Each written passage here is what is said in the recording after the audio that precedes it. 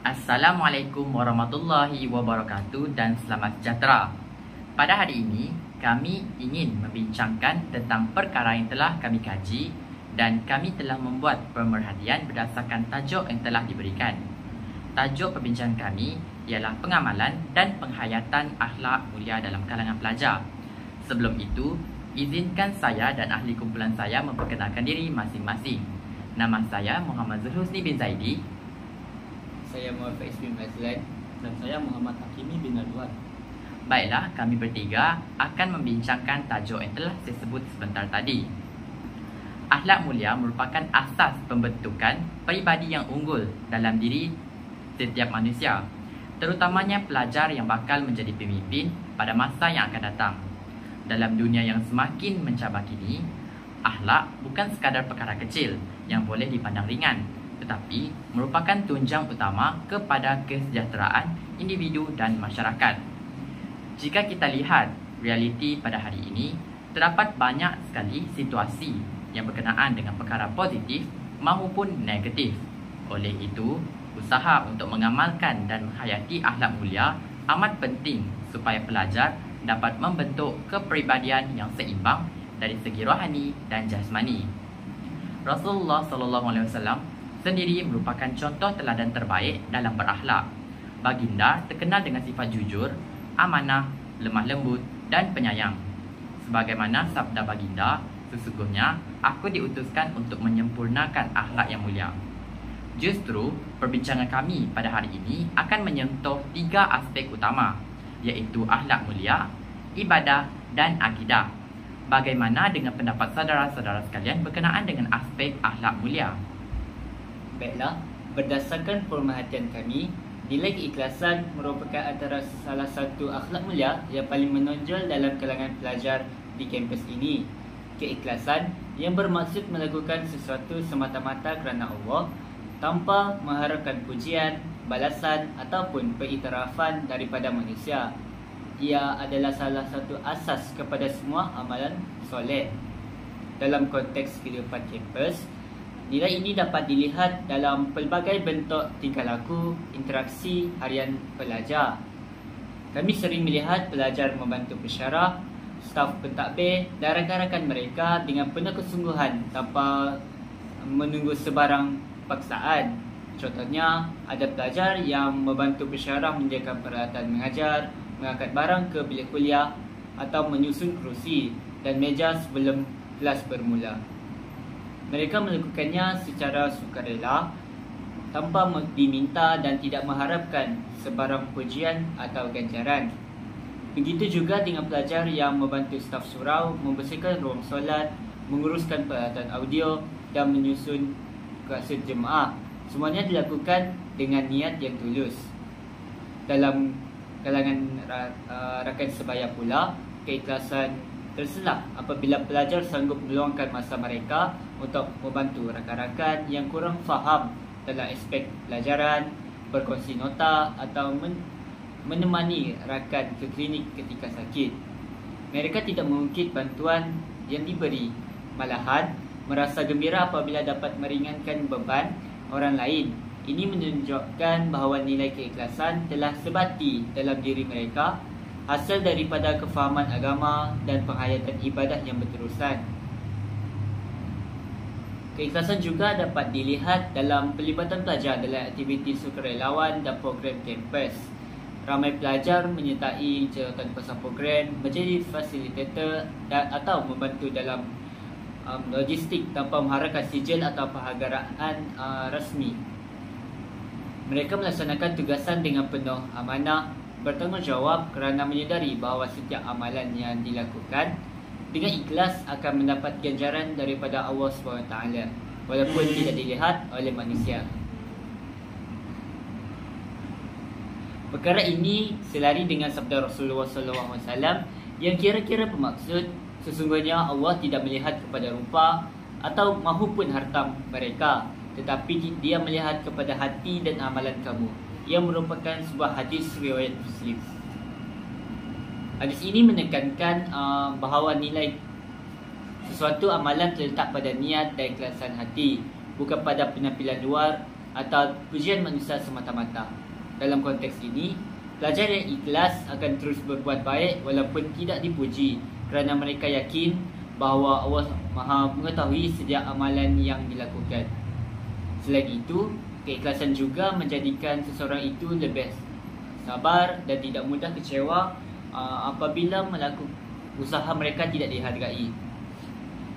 Kami perhatikan bahawa pelajar yang ikhlas lebih tenang apabila cadangan mereka tidak diterima dalam perbincangan kumpulan atau apabila usaha mereka tidak disebut dalam laporan akhir. Mereka tidak berkecil hati, sebaliknya terus menyumbang dengan niat untuk memberi manfaat kepada semua orang.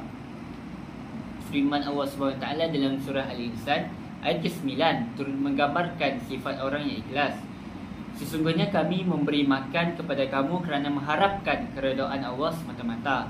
Kami tidak menghendaki balasan daripada kamu dan tidak pula ucapan terima kasih. Ayat ini menjadi prinsip hidup bagi pelajar yang benar-benar menghayati nilai keikhlasan. Mereka menjadikan setiap perbuatan baik sebagai satu bentuk ibadah, sama ada dalam bentuk pertolongan, perkongsian ilmu maupun khidmat kepada masyarakat kampus. Baiklah, bagaimana dengan pendapat saudara yang lain? Saya sangat bersetuju dengan pendapat saudara Faiz sebentar tadi.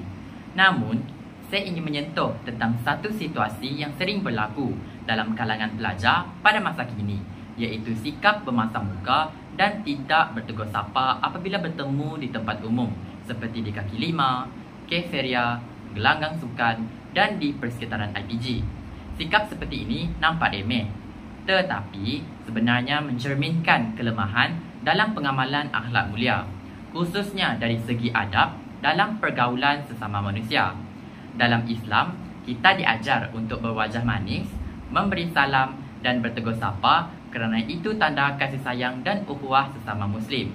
Rasulullah SAW pernah bersabda, "Janganlah kamu memandang remeh terhadap kebaikan, walaupun sekadar menemui saudaramu dengan wajah yang ceria." Hadis ini menunjukkan bahawa senyuman dan wajah yang mesra juga termasuk dalam amalan akhlak mulia. Namun, realitinya sekarang, ada pelajar yang memilih untuk berpaling muka, tidak menegur, malah ada yang menunjukkan wajah tidak mesra seolah-olah tidak mengenali antara satu sama yang lain. Perkara ini boleh berlaku kerana beberapa faktor termasuklah rasa sombong, malu yang berlebihan atau pengaruh media sosial yang menyebabkan pelajar lebih selesa berinteraksi secara maya daripada bersemuka. Sedangkan akhlak yang baik itu terselah apabila kita berinteraksi secara sopan dan penuh hormat. Sebagai pelajar, kita sepatutnya mencontohi akhlak Rasulullah SAW yang sentiasa menyebarkan kasih sayang dan menanam nilai ukhuwah dalam kalangan sahabat. Kalau setiap pelajar membiasakan diri untuk memberi salam dan senyuman, suasana di kampus akan jadi lebih harmoni dan menyenangkan. Senyuman itu kecil, tapi kesannya besar yang boleh menceriakan hati orang lain dan mengukuhkan hubungan sesama pelajar. Bagaimana pula dengan pendapat saudara Hakimi? Terima kasih saudara. Dalam sistem pembelajaran di IPT, hampir semua kursus melibatkan tugasan berkumpulan. Namun, masalah yang sering berlaku ialah segelintir pelajar yang tidak bertanggungjawab terhadap peranan masing-masing. Ada yang tidak menghadiri mesyuarat, ada yang tidak menghantar bahagian tugasan yang telah diagihkan, dan ada yang tidak, dan ada yang hanya bergantung kepada ahli kumpulan lain. Situasi begini menimbulkan ketidakadilan dan rasa tidak puas hati dalam kumpulan. Sikap mengabaikan tanggungjawab ini bukan sahaja menjejaskan markah kumpulan, tetapi juga mencerminkan kelemahan dalam akhlak. Islam menekankan nilai amanah dan tanggungjawab dalam setiap urusan. Setiap kerja yang diberikan ialah amanah yang perlu dilaksanakan dengan ikhlas dan bersungguh-sungguh. Mengabaikannya bermakna seseorang telah mengkhianati kepercayaan orang lain. Pelajar yang tidak menunaikan tanggungjawab juga sebenarnya bukan sekadar cuai terhadap tugasan, tetapi juga terhadap nilai diri sendiri. Apabila sifat malas dan sambil lewat menjadi kebiasaan, ia akan terbawa-bawa ke alam pekerjaan kelak. Orang seperti ini sukar dipercayai, kurang berdisiplin dan gagal membina reputasi yang baik. Dalam konteks rohani, mengabaikan tanggungjawab boleh mengurangkan keberkatan ilmu. Walaupun seseorang itu mendapat markah tinggi hasil usaha rakan-rakannya, ilmu tersebut tidak akan membawa manfaat kerana diperoleh tanpa keikhlasan.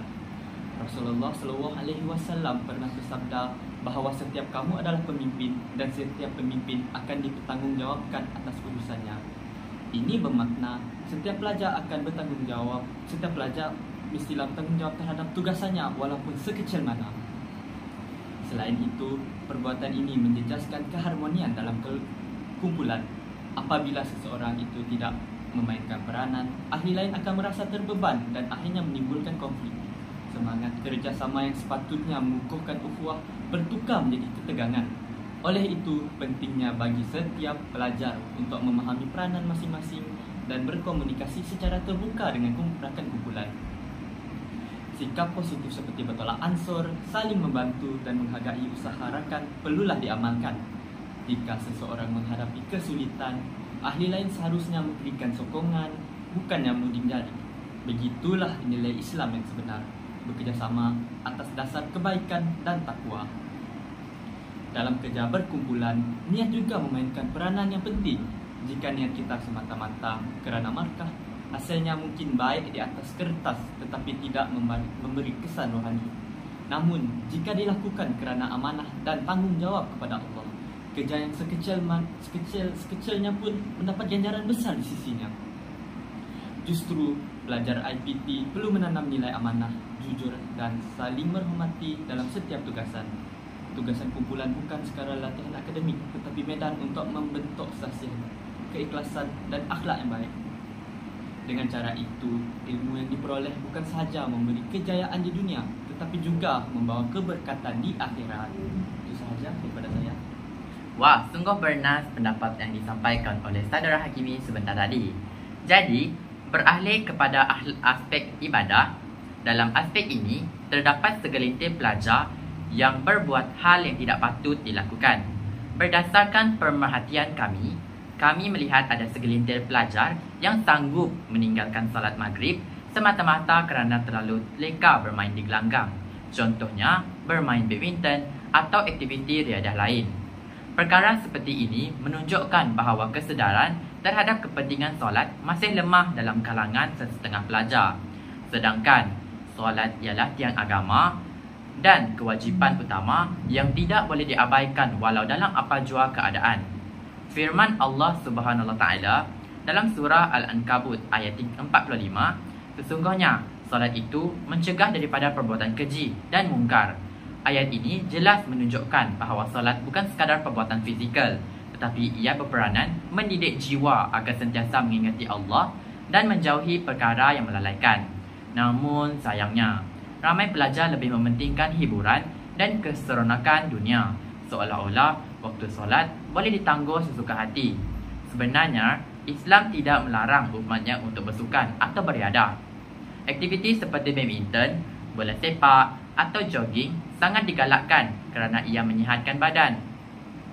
Tetapi, setiap perkara perlu ada had dan disiplin, terutama apabila melibatkan waktu solat. Sikap terbaik ialah mengutamakan solat terlebih dahulu. Contohnya, apabila masuk waktu maghrib, pelajar boleh berhenti seketika menunaikan solat berjemaah di surau berdekatan, kemudian sambung bermain. Dengan cara itu, kita bukan sahaja menunaikan tanggungjawab kepada Allah, tetapi juga menyeimbangkan antara keperluan rohani dan jasmani. Selain itu, menunaikan solat tepat pada waktunya juga memberi ketenangan hati dan keberkatan dalam setiap urusan. Ia mendidik kita agar lebih berdisiplin, tahu mengurus masa dan sentiasa meletakkan Allah sebagai keutamaan. Sebagai pelajar Muslim, kita perlu sedar bahawa solat bukan sekadar kewajipan, tetapi lambang ketaatan dan keimanan. Jangan biarkan keseronokan sementara menyebabkan kita lalai daripada tanggungjawab yang paling penting dalam kehidupan, iaitu beribadah kepada Allah Subhanahu Wa Taala. Bagaimana pula pendapat saudara-saudara sekalian? Terima kasih atas pendapat sebentar tadi. Pada pendapat saya, antara cabaran utama pelajar masa kini ialah kurangnya penghayatan terhadap ibadah sunat. Ramai yang beranggapan bahawa solat 5 waktu sudah memadai, sedangkan amalan tambahan seperti puasa sunat Membaca Al-Quran dan berzikir adalah penguat kepada iman dan ketenangan jiwa. Di kampus, kehidupan pelajar biasanya sibuk dengan tugasan, aktiviti kelab, permainan video, dan media sosial. Dalam kesibukan ini, ramai yang meninggalkan amalan sunat dengan alasan tidak sempat. Contohnya, pelajar yang tidak pernah cuba berpuasa sunat Isnin dan Khamis kerana menganggap ia menyusahkan atau tidak membaca Al-Quran langsung selama berminggu-minggu kerana terlalu fokus pada urusan dunia. Sikap ini menunjukkan kekurangan kesedaran terhadap nilai ibadah dalam kehidupan seharian. Amalan sunat bukan sekadar ibadah tambahan, tetapi latihan rohani untuk mengawal nafsu, mendisiplinkan diri dan mendekatkan hati kepada Allah. Individu yang membiasakan diri dengan amalan sunat biasanya lebih tenang dan matang dalam menghadapi tekanan hidup. Sebagai contoh, puasa sunat membantu kita mengawal nafsu makan dan emosi. Ia melatih kesabaran dan empati terhadap orang yang lapar. Membaca Al-Quran pula memberikan panduan hidup serta menenangkan fikiran. Kajian moden juga menunjukkan bahawa membaca Al-Quran dapat menurunkan tekanan darah dan meningkatkan fokus, membuktikan betapa besar kesannya terhadap kesejahteraan diri. Jika kita perhatikan, pelajar yang sering membaca Al-Quran atau melakukan amalan sunat cenderung lebih berdisiplin. Mereka tahu mengatur masa antara pelajaran dan ibadah. Sebaliknya, pelajar yang jarang beribadah mudah hilang arah dan cepat terpengaruh dengan perkara negatif seperti stres, putus asa atau pergaulan bebas. Selain itu, mengabaikan bacaan Al-Quran boleh menyebabkan seseorang itu jauh daripada petunjuk Allah. Tanpa panduan wahyu, hidup mudah tersesat oleh pengaruh hiburan dan budaya luar yang tidak selaras dengan Islam. Al-Quran ialah cahaya yang menerangi kehidupan. Tanpa cahaya itu hati akan menjadi gelap. Sebagai pelajar, kita perlu melakukan ibadah sunat dalam bentuk yang berat. Mulakan dengan perkara kecil seperti membaca satu halaman Al-Quran setiap hari atau berzikir selepas solat. Jika dilakukan secara konsisten, ia akan membentuk rutin yang menenangkan. Amalan kecil tetapi berterusan jauh lebih baik daripada amalan besar yang jarang dilakukan. Oleh itu, budaya mencintai ibadah sunat perlu diterapkan dalam kehidupan kampus. Pelajar boleh mengajak rakan untuk berpuasa sunat bersama, mengadakan tadarus ringkas atau membaca Al-Quran selepas solat maghrib dilakukan di surau secara berjemaah. Ini bukan sahaja memperkukuhkan ibadah individu, malah menghidupkan suasana kampus yang berjiwa Islamik. Apakah pula pendapat saudara Faiz? Terima kasih saudara Hakimi. Kami juga mendapati bahawa ramai pelajar Muslim menunjukkan kesungguhan dan komitmen dalam menunaikan solat berjemaah di surau kampus. Walaupun sibuk dengan jadual kuliah, tugasan maupun aktiviti kurikulum, mereka tetap meluangkan masa untuk hadir ke surau, khususnya pada waktu solat fardu seperti Zuhur dan Asar. Kami perhatikan bahawa pelajar-pelajar ini bukan sahaja hadir untuk solat, tetapi mereka juga menjaga adab-adab berjemaah dengan penuh tertib dan hormat. Antaranya ialah memberi salam kepada jemaah lain, merapatkan saf tanpa bersikap pilih kasih, serta menunggu waktu solat dengan membaca Al-Quran, berzikir ataupun berdoa secara senyap-senyap.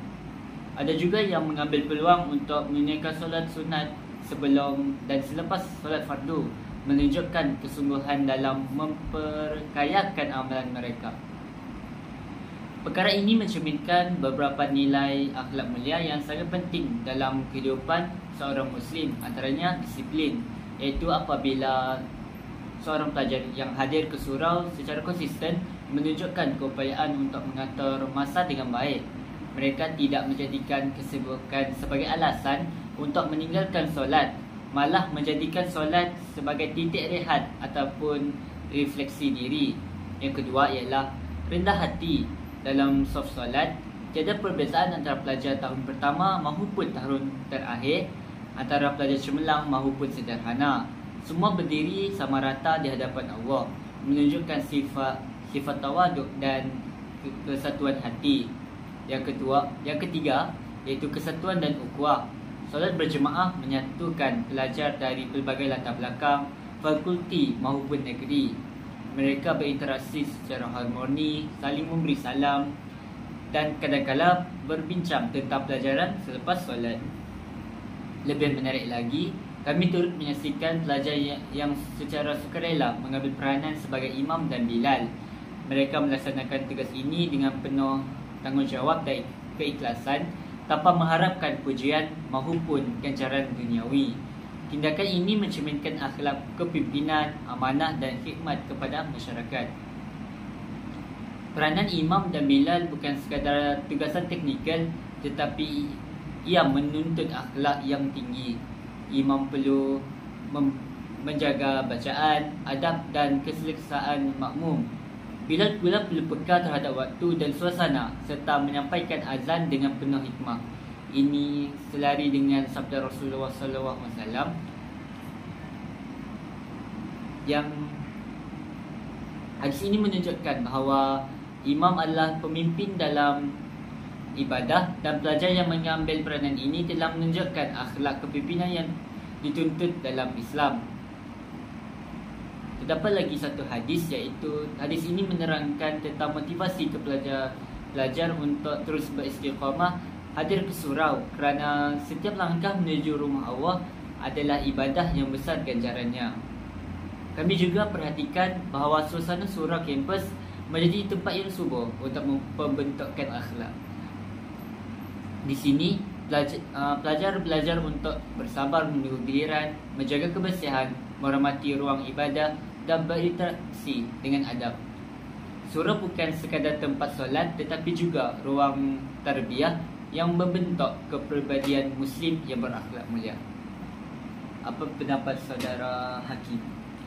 Baiklah, kita akan beralih kepada aspek yang terakhir, iaitu aspek akidah. Dalam kehidupan di Institut Pendidikan Tinggi, perkara seperti berbohong dan mengumpat sering dianggap remeh. Ramai pelajar berfikir bahawa dosa kecil tidak memberi kesan besar kepada kehidupan mereka. Contohnya, apabila pelajar tidak menyiapkan tugasan lalu memberikan alasan palsu kepada pensyarah, seperti mengatakan laptop rosak atau ada urusan keluarga, sedangkan sebenarnya dia hanya menangguhkan kerja kerana malas.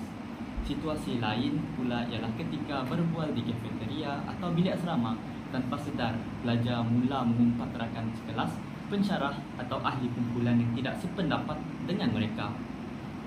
Perkara ini nampak kecil, tetapi sebenarnya memberi kesan besar kepada akhlak dan hati seseorang. Dalam Islam, setiap dosa sama ada kecil atau besar tetap dicatat oleh malaikat dan akan dipersoalkan di akhirat. Rasulullah SAW pernah mengingatkan bahawa dosa kecil yang dilakukan berulang kali boleh menjadi besar di sisi Allah. Mengumpat pula digambarkan sebagai perbuatan memakan daging saudara sendiri, satu gambaran yang sangat hina. Apabila pelajar terbiasa berbohong dan mengumpat, mereka sebenarnya sedang menanam sifat buruk dalam diri tanpa disedari. Sikap suka menipu menjejaskan kepercayaan orang lain. Apabila kepercayaan hilang, hubungan sesama rakan, pensyarah dan masyarakat kampus akan terganggu. Kesan lain, pelajar yang suka berbohong cenderung mencari alasan setiap kali gagal melaksanakan tanggungjawab. Ini menjadikan mereka tidak jujur dengan diri sendiri dan kehilangan integriti. Selain itu, dosa kecil yang diambil mudah juga menjejaskan ketenangan hati. Individu yang hatinya dipenuhi dosa, sukar untuk khusyuk dalam solat, malas beribadah dan mudah marah. Dalam konteks kehidupan pelajar, hal ini boleh menyebabkan tekanan emosi, hilang fokus belajar, serta mudah bergaduh dengan rakan sekelas. Sebagai mahasiswa Muslim, kita sepatutnya sedar bahawa lidah ialah punca banyak dosa. Oleh itu, kawalan terhadap percakapan amat penting. Setiap kali kita ingin berkata-kata, tanya diri sendiri, apakah perkataan ini membawa manfaat atau mudarat? Jika tidak perlu, lebih baik diam. Amalan berzikir, membaca selawat dan beristighfar boleh membantu menghapus dosa kecil serta menenangkan hati.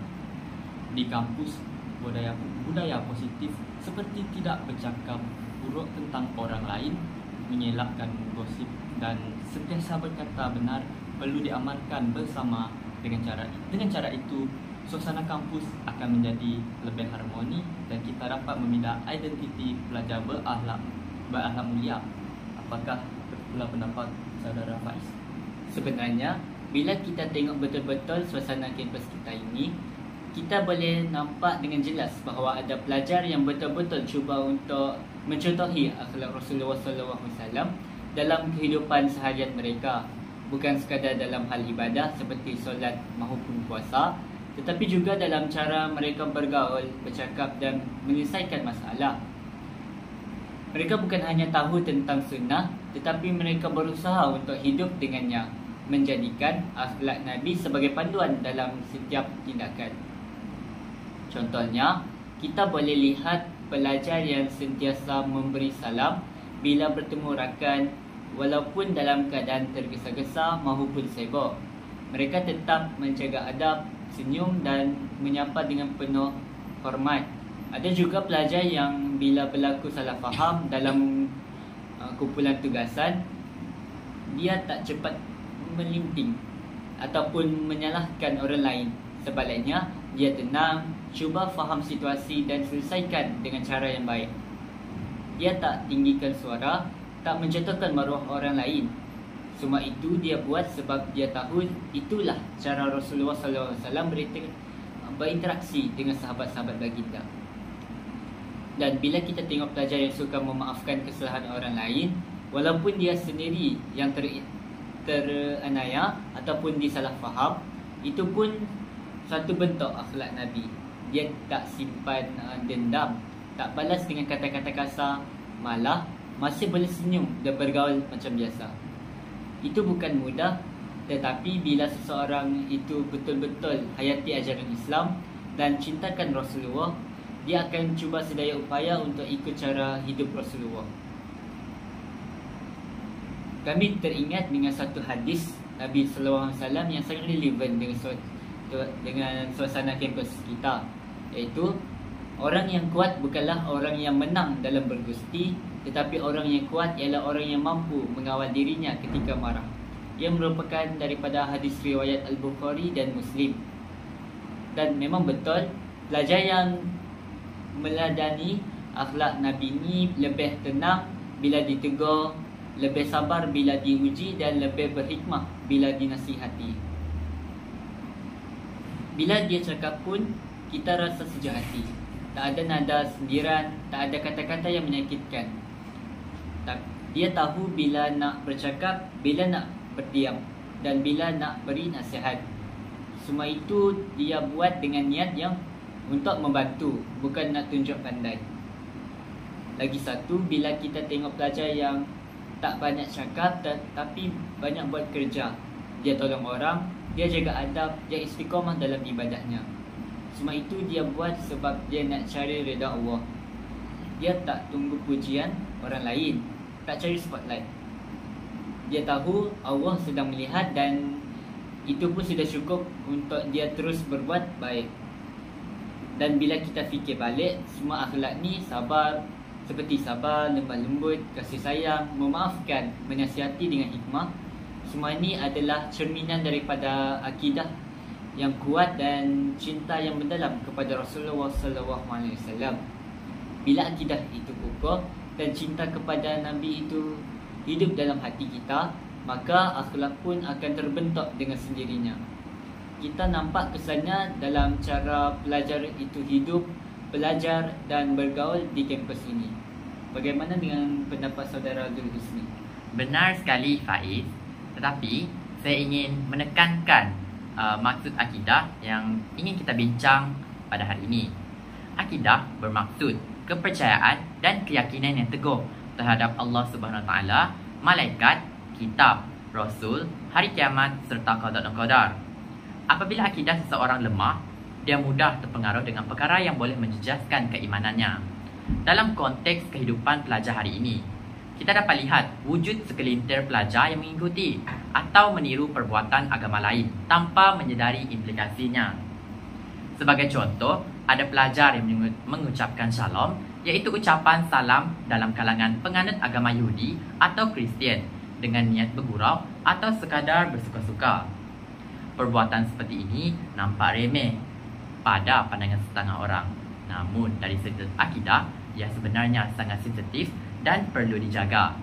Islam telah menetapkan bahawa ucapan salam bagi umat Islam ialah Assalamualaikum, yang bermaksud sejahtera ke atas kamu, menggantikan atau meniru ucapan keagamaan lain tanpa sebab yang dibenarkan boleh menimbulkan keraguan terhadap keutuhan akidah seseorang Muslim. Rasulullah SAW bersabda, barang siapa yang menyerupai sesuatu kaum, maka dia termasuk dalam golongan mereka. Hadis ini menjadi peringatan agar umat Islam tidak meniru perbuatan, pakaian atau ungkapan yang menjadi lambang kepada agama lain. Walaupun niatnya sekadar bergurau, ia tetap perlu dielakkan kerana boleh membawa kepada kekeliruan dan menghakis nilai keyakinan terhadap Islam. Sebagai pelajar Muslim, kita sepatutnya berbangga dengan identiti dan ajaran agama sendiri. Islam sudah memiliki ucapan yang penuh makna dan berkat, iaitu Assalamualaikum. Jadi, tidak perlu meniru atau mengambil ungkapan daripada agama lain semata-mata untuk kelihatan moden, mesra atau lucu. Apa yang penting ialah kita memahami bahawa menjaga lidah dan menjaga keimanan adalah tanda seseorang benar-benar menghayati akidah Islam. Jangan sampai kerana gurangan kecil kita menjejaskan sesuatu yang besar, iaitu hubungan dan kepercayaan kita kepada Allah SWT. Jadi, setiap pelajar Muslim perlu berhati-hati dalam setiap tutur kata dan perbuatan, terutama yang melibatkan unsur keagamaan. Pegangan akidah mesti dipelihara dengan penuh kesedaran agar kita tidak mudah terpengaruh dengan budaya luar yang boleh menggugat keimanan kita sebagai umat Islam. Jadi, kami semua telah mengeluarkan atau telah mengatakan pendapat masing-masing mengenai 3 aspek yang kami telah sebut pada sesi yang pertama tadi. Jadi, untuk menyimpulkan segala yang telah kami sebut, saya akan memulakan dengan kesimpulan saya. Jadi, kesimpulan yang dapat saya ambil dalam sesi perbincangan kami pada hari ini ialah dalam Islam terdapat banyak sekali aspek yang perlu dipegang teguh oleh setiap pelajar di dalam kampus. Tidak kira ianya dari aspek ibadah, akhlak atau akidah. Setiap aspek membawa kepada kepentingan masing-masing dan perlu dijaga oleh pelajar dalam kampus. Bagaimana pula dengan pendapat Faiz mengenai kesimpulan yang kita boleh simpulkan pada hari ini? Apa yang saya dapat simpulkan daripada perbincangan kita tadi ialah yang pertama, kita perlu memperhatikan apa yang baik dalam kehidupan kampus ini. Dan yang kedua pula, janganlah kita melakukan apa yang buruk tadi, seperti meninggalkan solat maghrib, mempersendakan agama, terlebih-lebihnya iaitu mempersendakan agama, iaitu Allah tidak menyukai orang ataupun membenci seseorang yang mempersendakan agama. Yang ketiga, apa yang saya dapat simpulkan dalam kehidupan kampus, kita sering kali dipengaruhi dengan apa yang kita biasa cakap, iaitu sikap untuk meniru orang lain. Kita boleh meniru seseorang itu sekiranya melakukan perkara yang baik, dan kita perlu menjauhi seseorang itu sekiranya yang mengajak kita untuk melakukan keburukan. Itu saja pendapat saya. Bagaimana dengan saudara Hakim? Kesimpulan yang dapat saya dapat dari apa yang telah kita bincangkan ialah setiap pelajar Muslim yang sedang melanjutkan belajar pengajaran ataupun sudah habis perlulah mencontohi sikap pribadi Rasulullah SAW, kerana beliau mempunyai pribadi yang sangat mulia dan jika kita dapat menirunya dengan sempurna, kita akan mendapat sisi yang tinggi di sisi Allah. Itu sahaja pendapat daripada saya. Jadi itu sahaja untuk sesi perbincangan kami pada hari ini. Sekian, terima kasih.